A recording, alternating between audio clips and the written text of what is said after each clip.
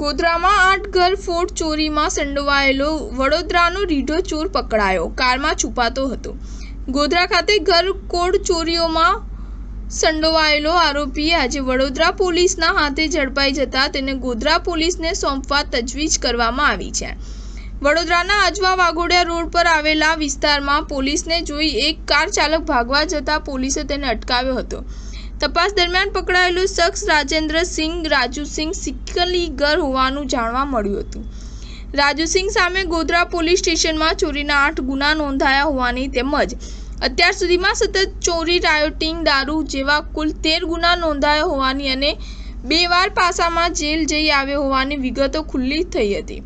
પોલીસથી બચવા માટે તે કાર લઈને ફરતો હોવાથી પોલીસે તેની કાર પણ કબજે કરી ગોધરા પોલીસને જાણ કરી હતી।